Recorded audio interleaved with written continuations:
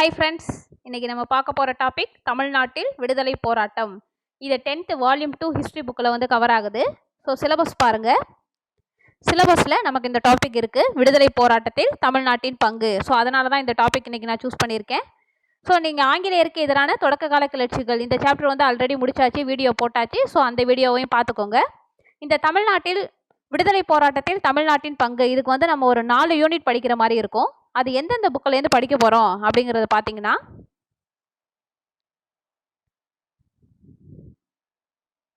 பாருங்க, தமிழ்நாட்டில் விடுதலை போராட்டம், தமிழ்நாட்டில் சமூக மாற்றங்கள், இது ரெண்டும் 10th வால்யூம் 2 ஹிஸ்ட்ரியில் இருக்குது. தமிழகத்தில் அரசியல் வளர்ச்சி, தமிழக அரசியல் சிந்தனைகள், இது ரெண்டும் எந்த புக்கில் இருக்குன்னு பார்த்தீங்கன்னா 11th வால்யூம் 2 பொலிட்டிக்கல் சயின்ஸ், அரசியல் அறிவியல் புக்கில் இருக்குது. ஸோ இந்த டாபிக் தான் வந்து நம்ம இதுக்கு வந்து கவர் பண்ண போகிறோம். ஸோ 1 by 1 வீடியோஸ் நம்ம பார்க்கலாம். இன்றைக்கி நம்ம கவர் பண்ண போகிறது தமிழ்நாட்டில் விடுதலை போராட்டம், இதுதான் கவர் பண்ண போகிறோம். இந்த டாப்பிக்கில் நம்ம என்னென்னலாம் பார்க்க போகிறோம் அப்படின்னு பார்த்தீங்கன்னா, தமிழ்நாட்டில் விடுதலை போராட்ட தலைவர்கள் யார் யார் வந்து முக்கியமான தலைவர்கள், அவங்க கொண்டு வந்த இயக்கங்கள் என்ன, எந்த தலைவர்கள் வந்து என்ன இயக்கங்களை வந்து பார்ட்டிசிபேட் பண்ணாங்க, ஸோ பிராமணர் அல்லாதோர் இயக்கங்கள் வந்து எதுக்காக வந்தது, அதை எதனால் கொண்டு வந்தாங்க, இதெல்லாம் தான் இந்த டாப்பிக்கில் நம்ம வந்து உள்ளே கவர் பண்ண போகிறோம். ஸோ நம்ம டாபிக்குள்ளே போகிறதுக்கு முன்னாடி கேள்விகள் கேட்குறேன், ஒரு சில கேள்விகள் கேட்குறேன், உங்களுக்கு ஆன்சர் தெரியுதான்னு பாருங்கள். முதல் கேள்வி, சென்னையில் உள்ள நீல் சிலையை அகற்ற யாருடைய தலைமையில் சத்தியாகிரக குழு அமைக்கப்பட்டது?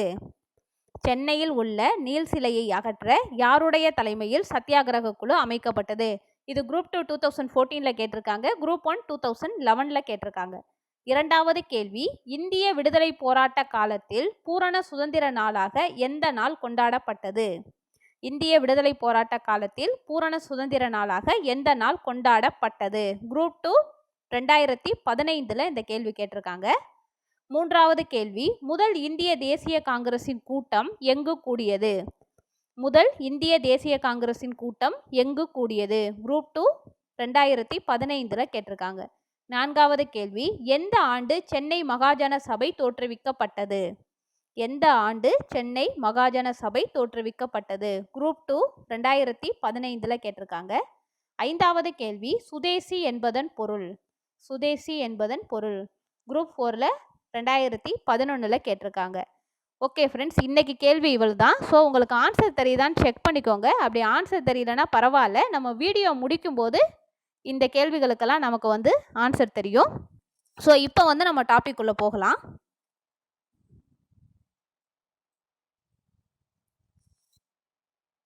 பாருங்க, தமிழ்நாட்டில் விடுதலை போராட்டம், இதில் வந்து ஒரு 100 கேள்விகள் வந்து நமக்கு முக்கியமானதாக இருக்குது. ஸோ இப்போ நம்ம டாபிக் உள்ள போகலாம். ஃபர்ஸ்ட் பாருங்க, தமிழ்நாட்டில் தொடக்க கால தேசிய அதிர்வுகள் எப்படி வருதுன்னு பாருங்க. 19ஆம் நூற்றாண்டின் இடைப்பகுதியில் சென்னையில் உருவான நடுத்தர வர்க்கத்தை சேர்ந்த கல்வி கற்ற நபர்களை கொண்ட குழுக்கள் பொது விஷயங்களில் அக்கறை செலுத்த தொடங்கின.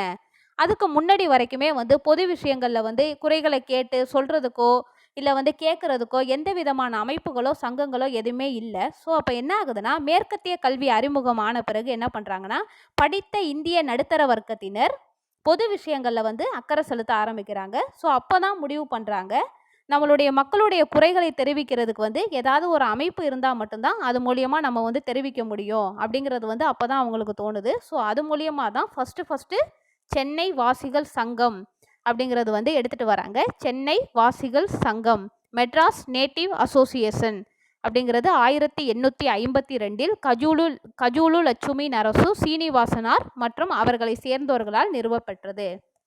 இதுதான் தென்னிந்தியாவில் தொடங்கப்பெற்ற காலத்தால் முற்பட்ட அமைப்பு. ஃபர்ஸ்ட் அமைப்பு சென்னை வாசிகள் சங்கம் 1852 கஜூலு லட்சுமி நரசு சீனிவாசர் என்பவரால் தொடங்கப்பெற்றது. நோட் பண்ணி வச்சுக்கோங்க, நிறைய இதில் வந்து இந்த கேள்வி கேட்டிருக்காங்க.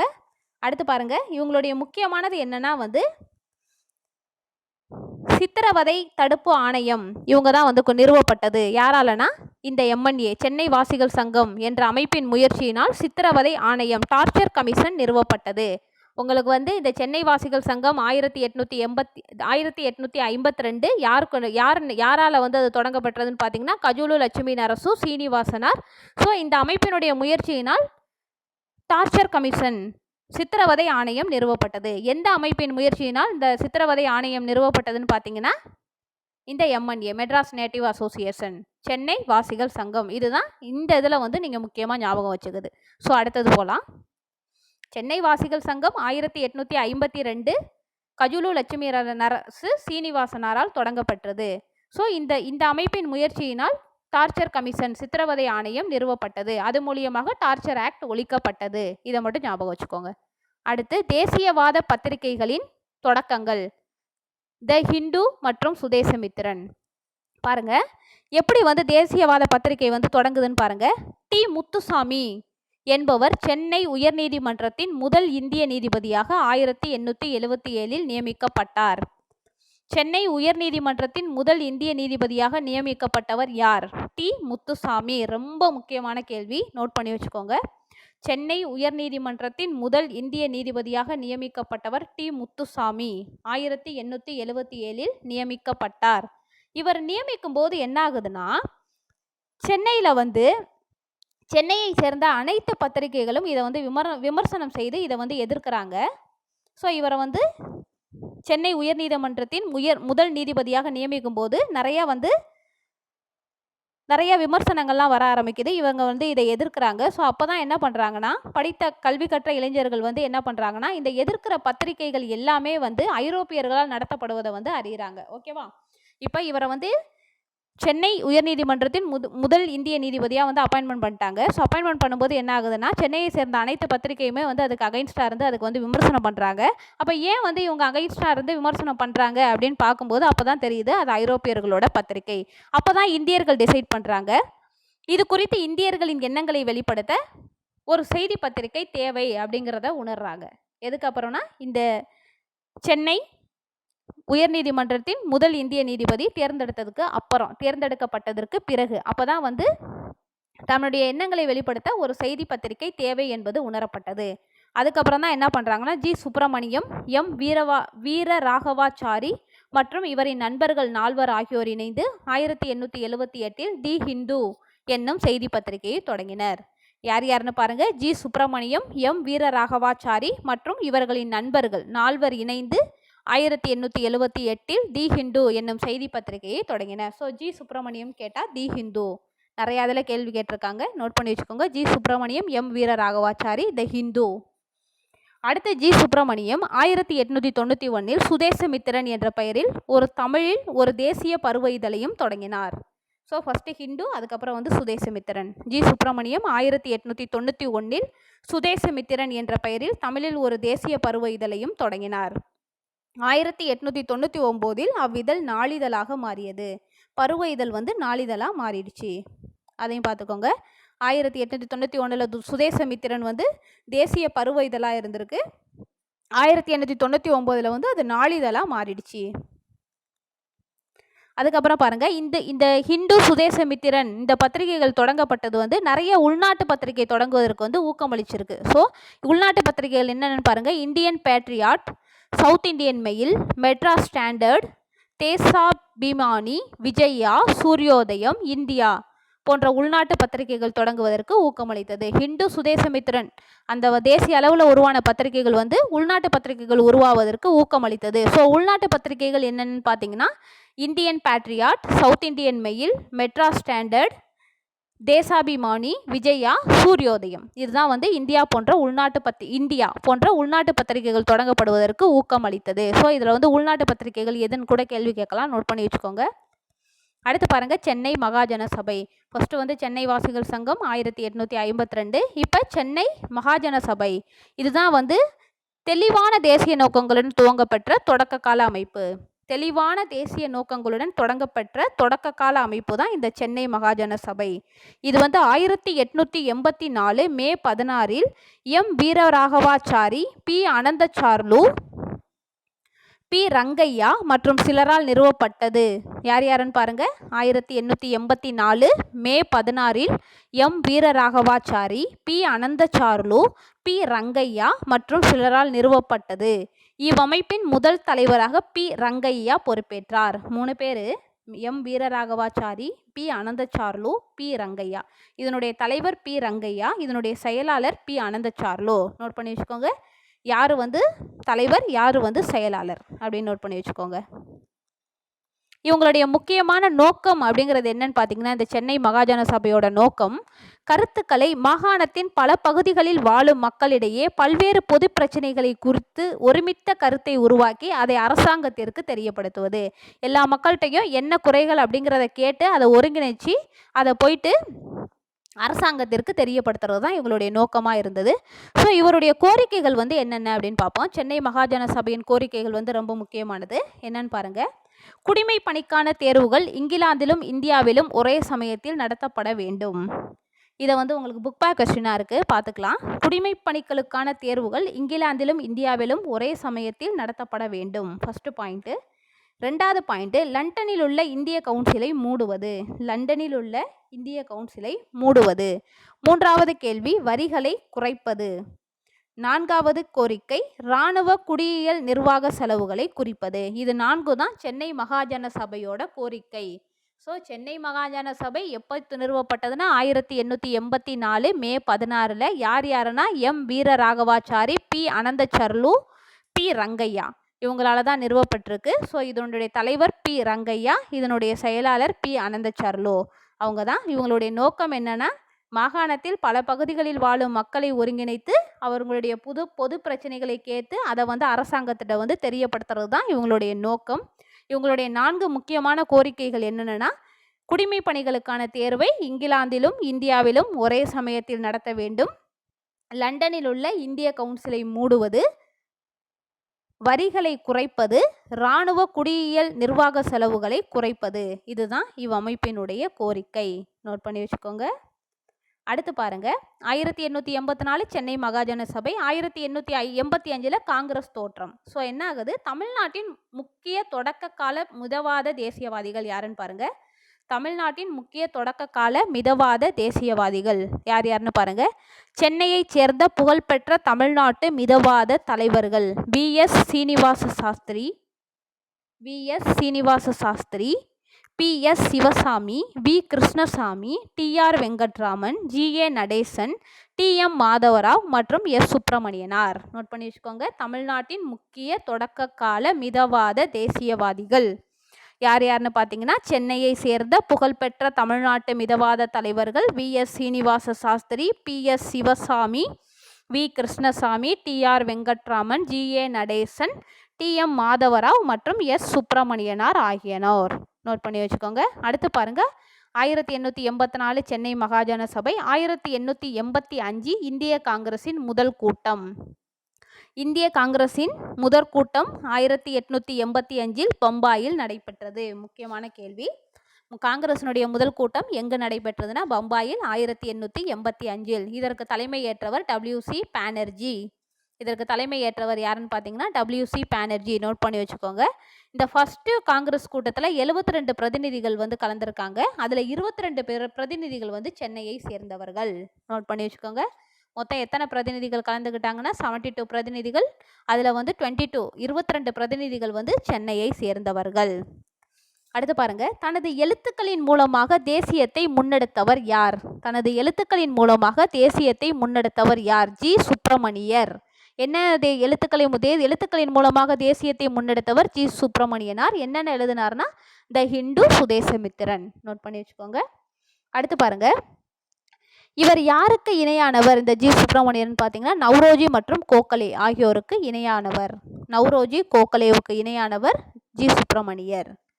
அடுத்து பாருங்க, காங்கிரஸின் 2வது மாநாடு. இந்திய தேசிய காங்கிரஸின் 2வது மாநாடு எங்கே நடந்துச்சுன்னா கல்கத்தாவில் 1886ஆம் ஆண்டு கல்கத்தாவில் நடந்திருக்கு.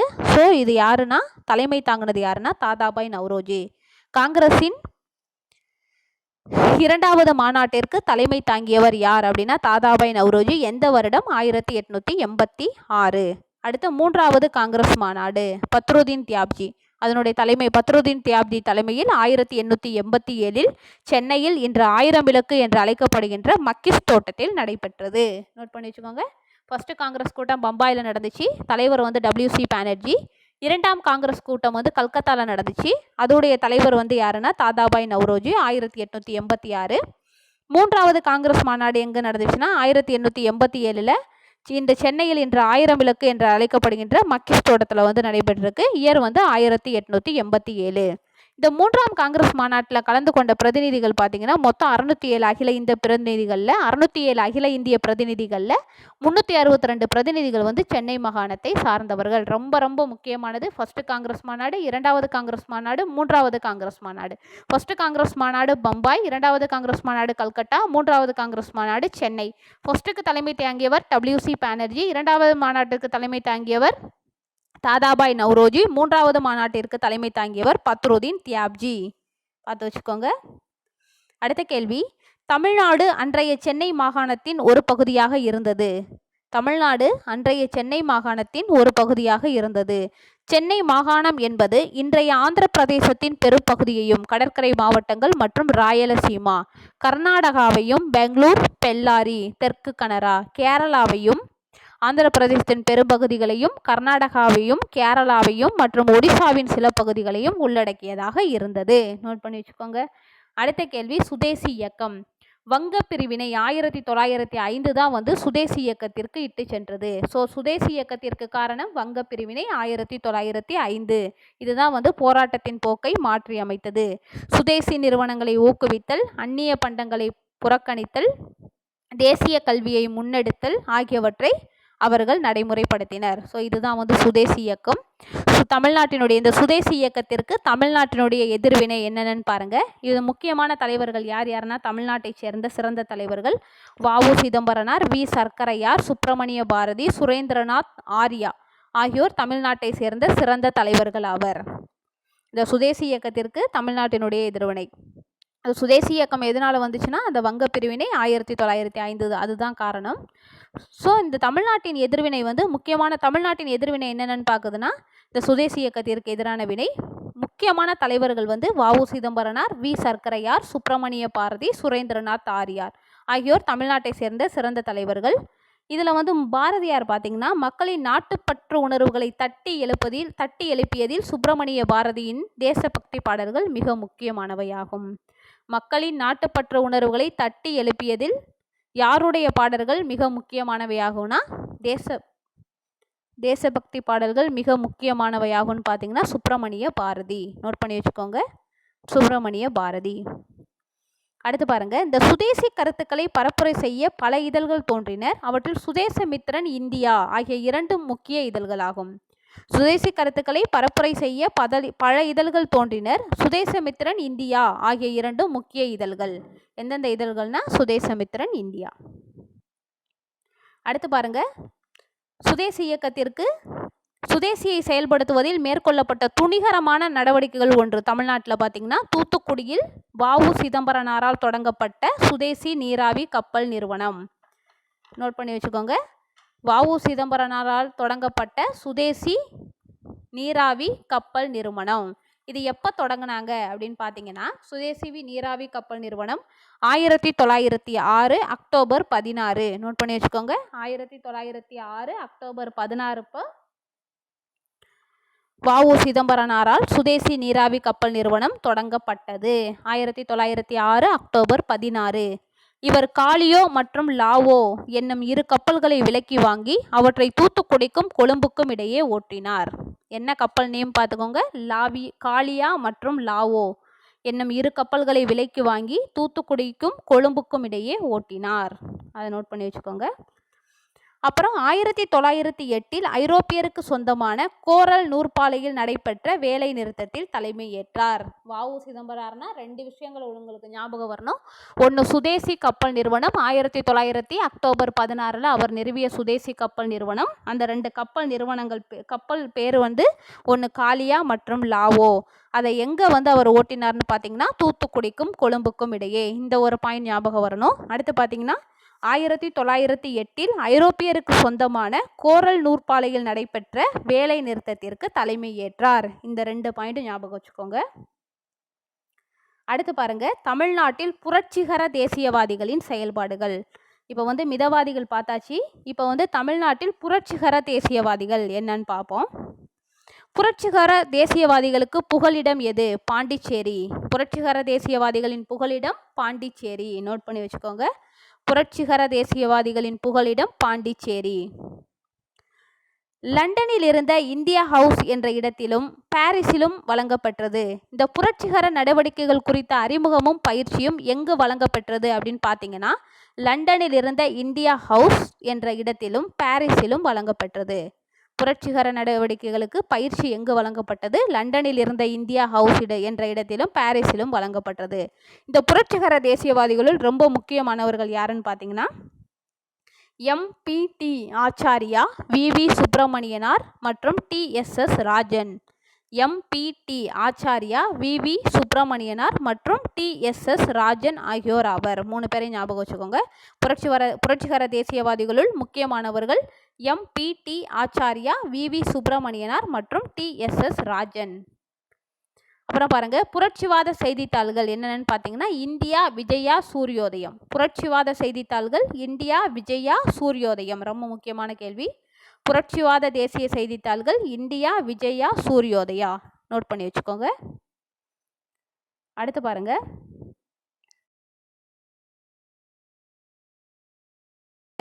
ஆஷ் படுகொலை எப்போ நடந்ததுன்னா 1911. யார் பண்ணாருன்னா செங்கோட்டையைச் சேர்ந்த வாஞ்சிநாதன். என்ன ஆகுதுன்னா 1904 நீலகண்ட பிரம்மச்சாரி பாரத மாதா சங்கம் அப்படிங்கிற ஒரு ரகசிய அமைப்பை ஏற்படுத்துறாரு. ஸோ பாரத மாதா சங்கம் யார் ஏற்படுத்தினதுன்னா நீலகண்ட பிரம்மச்சாரி 1904. இந்த அமைப்பினுடைய நோக்கம் என்னன்னு பார்த்தீங்கன்னா ஆங்கில அதிகாரிகளை கொல்வதன் மூலம் மக்களிடையே நாட்டுப்பற்று உணர்வை தூண்டுவதே இவ்வமைப்பினுடைய நோக்கம். இவ்வமைப்பின் உள்ளுணர்வால் தூண்டப்பட்ட செங்கோட்டையை சேர்ந்த வாஞ்சிநாதன் 1911 ஜூன் 17 திருநெல்வேலி மாவட்ட ஆட்சியரான ராபர்ட் W.D.E. ஆஸ் என்பவரை மணியாச்சி ரயில் சந்திப்பில் சுட்டு கொன்றார். அதன் பின்னர் தன்னைத்தானே சுட்டு கொண்டார். இதுதான் ஆஷ் படுகொலை 1911 ஜூன் 17. நோட் பண்ணி வச்சுக்கோங்க.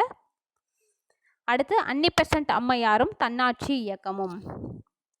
பிரம்ம ஞான சபையின் தலைவரும் அயர்லாந்து பெண்மணியுமான அன்னி-பெசன்ட் அயர்லாந்தின் தன்னாட்சி அமைப்புகளை அடியொற்றி தன்னாட்சி இயக்கத்தை முன்மொழிந்தார். தன்னாட்சி இயக்கம் யாரு? 1916 அன்னி-பெசன்ட் அம்மையார்.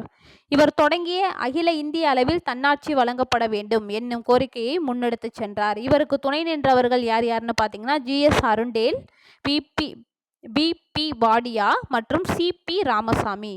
அருண்டேல், வாடியா, ராமசாமி ஆகியோர் இவருக்கு துணை நின்றனர். G.S. Arundale, B P. வாடியா மற்றும் சி.பி. ராமசாமி ஆகியோர் அன்னி-பெசன்ட் அம்மையாருக்கு துணை நின்றவர்கள். அடுத்த கேள்வி, தன்னுடைய திட்டத்தை மக்களிடையே கொண்டு செல்வதற்காக அன்னி-பெசன்ட் 2 செய்தித்தாள்களை தொடங்கினார்கள். அது என்னென்னு பார்த்தீங்கன்னா நியூ இந்தியா, காமன்வீல். ஸோ இது யாருன்னா அன்னி-பெசன்ட். அன்னி-பெசன்ட் அம்மையார் தொடங்கிய 2 செய்தித்தாள்கள் நியூ இந்தியா, காமன்வீல். நோட் பண்ணி வச்சுக்கோங்க. New India, commonweal. ரொம்ப முக்கியமான கேள்வி. அடுத்து பாருங்க, 1910ஆம் ஆண்டு பத்திரிகை சட்டம்.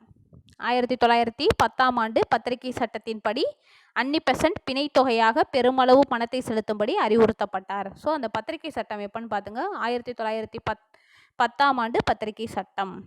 அடுத்து பாருங்க, அன்னி-பெசன்ட் விடுதலை பெற இந்தியா எப்படி துயருற்றது அப்படிங்கிற புக்கையும் இந்தியா ஒரு தேசம் என்ற 2 புத்தகங்களையும் சுயாட்சி குறித்த துண்டு பிரசுரத்தையும் எழுதினார். அன்னி-பெசன்ட்டோட 2 புக்கு என்னன்னு பார்த்தீங்கன்னா விடுதலை பெற இந்தியா எப்படி துயருற்றது, இந்தியா ஒரு தேசம். விடுதலை பெற இந்தியா எப்படி துயருற்றது, இந்தியா ஒரு தேசம். இந்த 2 நூல்கள் அன்னி-பெசன்ட் அம்மையாருடைய நூல்கள். அதுக்கப்புறம் என்ன ஆகுதுன்னா 1916 தன்னாட்சி இயக்கத்தை அன்னி-பெசன்ட் அம்மையார் தோற்றுவிக்கிறாங்க. 1917 காங்கிரஸ் மாநாட்டிற்கு அன்னி-பெசன்ட் தலைவராக தேர்வு செய்யப்பட்டார். அன்னி-பெசன்ட் அம்மையார் காங்கிரஸ் மாநாட்டிற்கு தலைவராக தேர்வு செய்யப்பட்ட ஆண்டு 1917. காங்கிரஸின் முதல் பெண் தலைவர் அன்னி-பெசன்ட். காங்கிரஸின் முதல் பெண் தலைவர் அன்னி-பெசன்ட். நோட் பண்ணி வச்சுக்கோங்க. காங்கிரஸின் முதல் பெண் தலைவர் அன்னி-பெசன்ட் 1917. அடுத்து பாருங்க, பிராமணர் அல்லாதோர் இயக்கமும் காங்கிரஸிற்கு சவாலும். இது ரொம்ப ரொம்ப முக்கியமான டாபிக். இது இனிமேல் பார்க்க போகிறது. ஸோ இதில் நிறைய கொஷின்ஸ் கேட்க நமக்கு சான்ஸ் இருக்குது. பாருங்கள், 1912 சென்னை திராவிடர் கழகம் உருவாக்கப்பெற்றது. மெட்ராஸ் டிராவிடியன் அசோசியேஷன் எப்போது உருவாக்கப்பெற்றது? 1912 சென்னை திராவிடர் கழகம். 1912 சென்னை திராவிட கழகம் உருவாக்கப்பெற்றது. அதன் செயலராக சி. நடேசனார் பங்காற்றினார். இந்த சென்னை திராவிடர் கழகத்தோட செயலர் யாருன்னா சி நடேசனார். ஞாபகம் வச்சுக்கோங்க, சி நடேசனார். அடுத்த கேள்வி, 1916 ஜூன் மாதத்தில் பிராமணர் அல்லாத மாணவர்களுக்கு திராவிடர் சங்க தங்கும் விடுதியை நிறுவியவர் யார்? 1916 ஜூன் மாதத்தில் பிராமணர் அல்லாத மாணவர்களுக்காக திராவிடர் சங்க தங்கும் விடுதியை நிறுவினவர் யார்? சி நடேசனார். நோட் பண்ணி வச்சுக்கோங்க. 1916 ஜூன் மாதத்தில் பிராமணர் அல்லாத மாணவர்களுக்காக திராவிடர் சங்க தங்கும் விடுதியை நிறுவியவர் யார்? சி நடேசனார். அடுத்து பாருங்க, 1916 காங்கிரஸ் அமைப்பினுள் பிராமணர் அல்லாதார்கள் எவ்வாறு ஓரங்கட்டப்படுகிறார்கள் என்பதை பார்த்து 1916 நவம்பர் 20 P Thyagarayar, T M Nair, C Natesanar ஆகியோர் தலைமையில் சுமார் 30 பிராமணர் அல்லாதவர்கள் சென்னை விக்டோரியா பொது அரங்கில் கூடினர். பிராமணர் அல்லாதோர்களின் நலன்களை மேம்படுத்துவதற்காக தென்னிந்திய நல உரிமை சங்கம், சவுத் இந்தியன் லிபரல் ஃபெடரேஷன் என்னும் அமைப்பு உருவாக்கப்பட்டது. ரொம்ப ரொம்ப முக்கியமான கேள்வி. சவுத் இந்தியன் லிபரல் ஃபெடரேஷன், தென்னிந்திய நல உரிமை சங்கம் 1916ஆம் ஆண்டு நவம்பர் 20 P Thyagarayar, T M Nair, C Natesanar ஆகியோர் தலைமையில் 30 பிராமணர் அல்லாதவர்கள் சென்னை விக்டோரியா பொது அரங்கில் கூடி பிராமணர் அல்லாதவர்களின் நலன்களை மேம்படுத்துவதற்காக தென்னிந்திய நல உரிமை சங்கம் என்னும் அமைப்பு உருவாக்கப்பட்டது. தென்னிந்திய நல உரிமை சங்கம் 1916 நிறுவப்பட்டது. நோட் பண்ணி வச்சுக்கோங்க. அடுத்து, அவர்கள் ஆங்கிலத்தில் ஜஸ்டிஸ் நீதி, தமிழில் திராவிடன், தெலுங்கில் ஆந்திர பிரகாசிக்கா என்னும் 3 செய்தித்தாள்களை தொடங்கினர். நோட் பண்ணி வச்சுக்கோங்க. தென்னிந்திய நல உரிமை சங்கம் தொடங்கிய 3 செய்தித்தாள்கள். தென்னிந்திய நல உரிமை சங்கம் தொடங்கிய 3 செய்தித்தாள்கள். அவர்கள் ஆங்கிலத்தில் ஜஸ்டிஸ் என்றும், தமிழில் திராவிடன் என்றும், தெலுங்கில் ஆந்திர பிரகாசிக்கா என்றும் 3 செய்தித்தாள்களை தொடங்கினர். இதுவே பின்னர் ஆங்கில நாளிதழின் பெயரான ஜஸ்டிஸ் என்பதை இவ்வமைப்பின் பெயராகி ஜஸ்டிஸ் கட்சி, நீதி கட்சி என அழைக்கப்படலாயிற்று. இவ்வமைப்பு நடத்திய ஆங்கில நாளிதழின் பெயரான ஜஸ்டிஸ் என்பதே அவ்வமைப்பின் பெயராகி ஜஸ்டிஸ் கட்சி, நீதி கட்சி என அழைக்கப்படலாயிற்று. அடுத்து பாருங்க, நீதி கட்சியோட கோரிக்கைகள் என்னென்னு பார்த்தீங்கன்னா, ஃபர்ஸ்ட் இடஒதுக்கீட்டுக்கான கோரிக்கை. நீதி கட்சி ஃபர்ஸ்ட் என்ன பண்ணுறாங்கன்னா, நான் பிராமின்ஸ், பிராமணர் அல்லாதோரின் அறிக்கையை வெளியிட்டது. அதாவது பிராமணர் அல்லாதோருக்கு என்னென்ன தேவைகள் இருக்குது, அவங்களுக்கு என்னென்னலாம் வேணும் அப்படிங்கிறத வந்து கேட்டிருக்கிறாங்க. ஸோ என்னென்னு பாருங்கள். அரசு பணியிடங்களில் பிராமணர் அல்லாதோர்களுக்கு இடஒதுக்கீடு. கவர்மெண்ட் ஸ்கூல்ஸில் வந்து நான் பிராமின்ஸ்க்கு வந்து இடஒதுக்கீடு கேட்டிருக்காங்க. அப்புறம் பிரதிநிதித்துவ அமைப்புகளில் இடஒதுக்கீடு. இது 2 தான் அவர்களுடைய கோரிக்கையாக இருந்திருக்கு. எங்கெங்கன்னா வந்து கவர்மெண்ட் அரசு பணியிடங்களில் பிராமணர் அல்லாதவர்களுக்கு இடஒதுக்கீடு மற்றும் பிரதிநிதித்துவ அமைப்புகளில் இடஒதுக்கீடு. இதுதான் வந்து இவங்களோட கோரிக்கையாக இருந்திருக்கு. பட் நீதி கட்சி எதிர்த்தவை எந்த இயக்கத்தை எதிர்த்தாங்கன்னா, தன்னாட்சி இயக்கத்தையும் காங்கிரஸ் இயக்கத்தையும் நீதி கட்சி எதிர்த்தது. ஏன்னு பார்த்தீங்கன்னா, தன்னாட்சி இயக்கத்தை பிராமணர்களின் இயக்கம் என எதிர்த்தது. தன்னாட்சி இயக்கம் பிராமணர்களுக்கு அதிக அதிகாரங்களை வழங்கக்கூடும் என அஞ்சியது. ஸோ தன்னாட்சி இயக்கத்தையும் எதிர்த்தது நீதி கட்சி. காங்கிரஸையும் பிராமணர்களின் கட்சி என விமர்சித்தது. ஏன்னா காங்கிரஸில் வந்து நிறைய பிராமின்ஸ் தான் இருந்தாங்க, அதனால பிராமணர்களின் கட்சி அப்படின்னு சொல்லிட்டு அதை எதிர்த்திருக்கிறாங்க. அடுத்து பாருங்க, நீதி கட்சி வகுப்புவாத பிரதிநிதித்துவத்தை கோரியது. நீதி கட்சியோட முக்கிய கோரிக்கை என்னன்னா, வகுப்புவாரி பிரதிநிதித்துவம். அதாவது வகுப்புவாரி பிரதிநிதித்துவம்னா என்னன்னு பார்த்தீங்கன்னா, சமூகத்தில் உள்ள பல்வேறு பிரிவினர்களுக்கும் பிரதிநிதித்துவம் அப்படிங்கிறது தான் அவங்களோட கோரிக்கையாக இருந்தது. அதை வந்து சென்னை அரசாங்கம் நீதி கட்சியை ஆதரித்தது. அப்போ என்ன ஆகுதுன்னா, 1919ஆம் ஆண்டு சட்டம் பிராமணர் அல்லாதவர்களுக்கு தேர்தலில் இடஒதுக்கீடு வழங்கியது. பிராமணர் அல்லாதவர்களுக்கு தேர்தலில் இடஒதுக்கீடு வழங்கிய சட்டம் 1919ஆம் ஆண்டு சட்டம் பிராமணர் அல்லாதவர்களுக்கு தேர்தலில் இடஒதுக்கீடு வழங்கியது. முக்கியமான கேள்வி, நோட் பண்ணி வச்சுக்கோங்க. 1919ஆம் ஆண்டு சட்டம் பிராமணர் அல்லாதவர்களுக்கு தேர்தலில் இடஒதுக்கீடு வழங்கியது. ஸோ ஃபஸ்ட்டு எலெக்ஷன் வந்து நீதி கட்சிக்கு எப்போ வருதுன்னா 1920 வருது. இந்த இடஒதுக்கீடு வழங்கினதை வந்து 1919ஆம் ஆண்டு சட்டம் வந்து இடஒதுக்கீடு பிரதிநிதித்துவத்தை வழங்கினதை வந்து காங்கிரஸ் வந்து ஏற்கவில்லை. காங்கிரஸ் கட்சி வந்து இதை விமர்சனம் செய்தது. ஆனால் நீதி கட்சியால் அது வரவேற்கப்பட்டது. ஸோ அப்போ என்ன ஆகுதுன்னா 1920 வந்து தேர்தல் நடக்குது. ஆனால் காங்கிரஸ் வந்து தேர்தலை புறக்கணிக்கிறாங்க. காங்கிரஸ் வந்து தேர்தலில் போட்டியிடலை. அப்போ நீதி கட்சி வந்து மொத்தம் உள்ள 98 இடத்துல வந்து 63 இடங்களில் வந்து நீதி கட்சி வந்து வின் பண்ணிடுறாங்க. இதுதான் வந்து இது. ஸோ காங்கிரஸ் வந்து 1920 வந்து தேர்தலில் பங்கேற்கவில்லை. ஸோ காங்கிரஸ் பங்கேற்காத தேர்தல் வந்து 1920. நீதி கட்சி வந்து வெற்றி பெற்று ஆட்சி அமைச்சிடுறாங்க.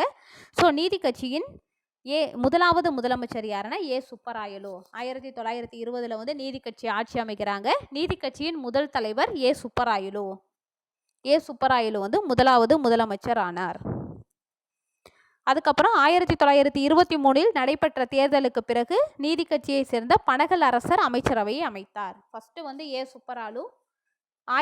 சுப்பராயலு. 1923 நடைபெற்ற தேர்தலுக்கு பின்னர் நீதி கட்சியை சேர்ந்த பனகல் அரசர் அமைச்சரவையை அமைத்தார். அவ்வளோதான் இவங்களுடைய இந்த நீதி கட்சியோட நடவடிக்கைகள் என்னென்னு பாருங்க. பிராமணர் அல்லாதோரின் நலனுக்காக நீதி கட்சி பல்வேறு நடவடிக்கைகளை அறிமுகப்படுத்தியது. அது என்னென்னு பார்க்கலாம். இது வந்து ரொம்ப முக்கியமானது. இது நோட் பண்ணி வச்சுக்கோங்க. 1919 ஆண்டு சட்டம் தான் வந்து பிராமணர் அல்லாதவர்களுக்கு தேர்தலில் வந்து இடஒதுக்கீடு வந்து வழங்கிய சட்டம். ஸோ 1920 வந்து தேர்தல் நடக்குது. அதில் வந்து காங்கிரஸ் பங்கேற்கவில்லை. அப்போ வந்து நீதி கட்சி வந்து வெற்றி பெறாங்க. நீதி கட்சி வெற்றி பெற்று முதல் அமைச்சரவை வந்து அமைச்சராக வந்து சுப்பராயலு வந்து முதலாவது முதலமைச்சர் ஆகிறார். அதுக்கப்புறம் 1923 நீதி கட்சியை சேர்ந்த பின்னர் நடைபெற்ற தேர்தலுக்கு பின்னர் நீதி கட்சியை சேர்ந்த பனகல் அரசர் வந்து அமைச்சரவையை அமைத்தார். இந்த பிராமணர் அல்லாதோரின் நலனுக்காக நீதி கட்சி பல்வேறு நடவடிக்கைகளை அறிமுகப்படுத்தியது. அது என்னென்னு பார்க்கணும். உள்ளாட்சி துறைகளிலும் கல்வி நிலையங்களிலும் வேலை வாய்ப்பிலும் இடஒதுக்கீடு செய்யப்பட்டது. உள்ளாட்சி துறைகளிலும் கல்வி நிலையங்களிலும் வேலை வாய்ப்பிலும் இடஒதுக்கீடு செய்யப்பட்டது. பணியாளர் தேர்வுக்குழு நிறுவப்பட்டது. இது பின்னர் பொது பணியாளர் தேர்வாணையமானது. பொது பணியாளர் தேர்வாணையமானது. ஃபர்ஸ்ட் என்னன்னா உள்ளாட்சி துறைகளிலும் கல்வி நிலையங்களிலும் வேலை வாய்ப்பில் இடஒதுக்கீடு செய்யப்பட்டது. இரண்டாவது பாருங்க, பணியாளர் தேர்வுக்குழு நிறுவப்பட்டது. இது பின்னர் பொது பணியாளர் தேர்வாணையமானது. அடுத்து பாருங்க, இந்து சமய அறநிலையத்துறை சட்டமும் சென்னை அரசு தொழில் உதவி சட்டமும் இயற்றப்பட்டது. இந்து சமய அறநிலையத்துறை சட்டமும் சென்னை அரசு தொழில் உதவி சட்டமும் இயற்றப்பட்டன. தேவதாசி முறை ஒழிக்கப்பட்டது. ஏழை எளிய மக்கள் வீடு கட்டி கொள்வதற்காக புறம்போக்கு நிலங்களை பட்டா செய்து வழங்கப்பட்டன. வசதியற்ற மக்கள் பிரிவினரிடையே கல்வி கற்பதை ஊக்குவிப்பதற்காக கல்வி கட்டண சலுகை, கல்வி உதவித்தொகை வழங்குதல், மதிய உணவு திட்டம் ஆகிய நடவடிக்கைகளை மேற்கொண்டன. இந்த 4 பாயிண்ட்டையும் நோட் பண்ணி வச்சுக்கோங்க. அடுத்து பாருங்க, இப்போ வந்து 1919 கொடூரமான குழப்பவாத புரட்சி குற்ற சட்டத்தை இயற்றியது. 1919 கொடூரமான ஆங்கில அரசு 1919 கொடூரமான குழப்பவாத புரட்சி குற்ற சட்டத்தை இயற்றியது.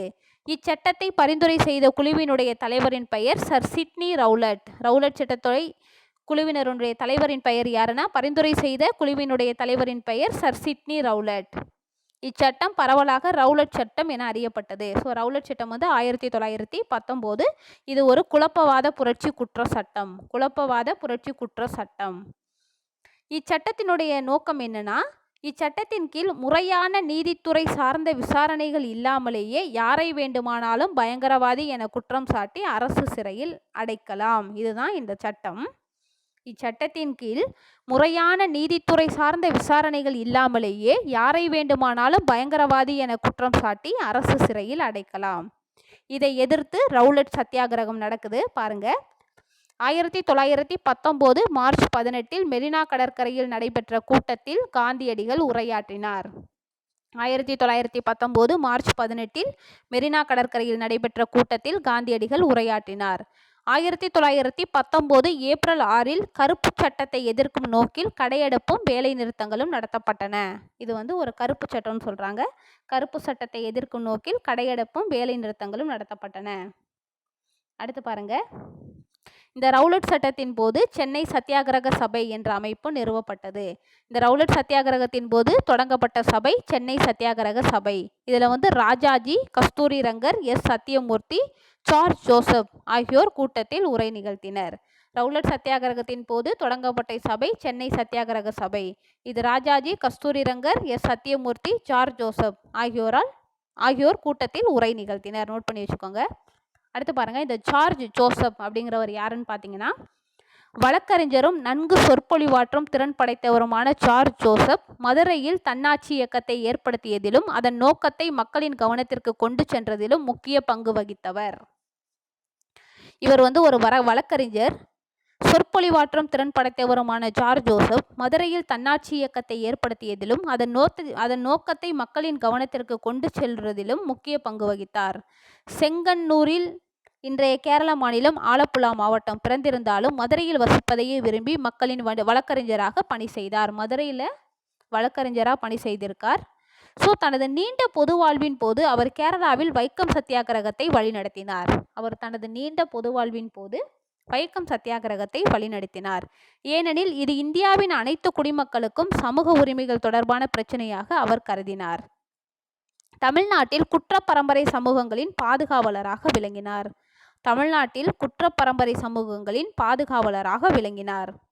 பாதிக்கப்பட்ட சமூகங்களுக்கு இவர் ஆற்றிய சேவையின் காரணமாக மதுரை மக்கள் இவரை ரோசாப்பூ துரை என்று அன்புடன் அழைத்தனர். நோட் பண்ணி வச்சுக்கோங்க. மதுரை மக்கள் ரோசாப்பூ துரை என்று யாரை அழைத்தார்கள் அப்படின்னா, ஜார்ஜ் ஜோசப் ரோசாப்பூ துரை. இவர் மதுரை தொழிலாளர் சங்கம் என்னும் அமைப்பை ஏற்படுத்துவதற்கு ஹார்வி மில் தொழிலாளர்களுக்கு உதவினார். மதுரை தொழிலாளர் சங்கம் என்னும் அமைப்பை ஏற்படுத்துவதற்கு ஹார்வி மில் தொழிலாளர்களுக்கு உதவினார். ஜார்ஜ் ஜோசப் பற்றி பார்த்து வச்சுக்கோங்க. இவரை மதுரை மக்கள் ரோசாப்பூ துரை என்று அன்புடன் அழைத்தார்கள். அடுத்து பாருங்க, கிலாபத் இயக்கம் என்ன ஆகுதுன்னு பாருங்க. முதல் உலகப் போருக்கு பின்னர் துருக்கியினுடைய கலிபா அவமரியாதை செய்யப்பட்டதுடன் அவரது அனைத்து அதிகாரங்களும் பறிக்கப்பட்டன. முதல் உலகப் போருக்கு பின்னர் துருக்கியின் கலிபா அவமரியாதை செய்யப்பட்டதுடன் அவரது அனைத்து அதிகாரங்களும் பறிக்கப்பட்டனர். கலிபா பதவியை மீட்பதற்காக கிலாபத் இயக்கம் தொடங்கப்பட்டது. ஸோ கலிபா பதவியை மீட்பதற்காக கிலாபத் இயக்கம் தொடங்கப்பட்டது. தமிழ்நாட்டில் பாருங்க, எப்போ கிலாபத் நாள் கடைபிடிக்கப்பட்டது அப்படின்னு கேட்டால், தமிழ்நாட்டில் 1920 ஏப்ரல் 17 மௌலானா சவுக்கத் அலி தலைமையேற்ற ஒரு பொதுக்கூட்டத்துடன் கிலாபத் நாள் கடைபிடிக்கப்பட்டது. தமிழ்நாட்டில் 1920 ஏப்ரல் 17 மௌலானா சவுக்கத் அலி தலைமையேற்ற ஒரு பொதுக்கூட்டத்துடன் கிலாபத் நாள் கடைபிடிக்கப்பட்டது. நோட் பண்ணி வச்சுக்கோங்க. ஓகே ஃப்ரெண்ட்ஸ், இதோட இந்த வீடியோ முடியுது. உங்களுக்கு பார்ட் 2 வீடியோவில் இதை நான் கண்டினியூ பண்ணுறேன். Thank you friends.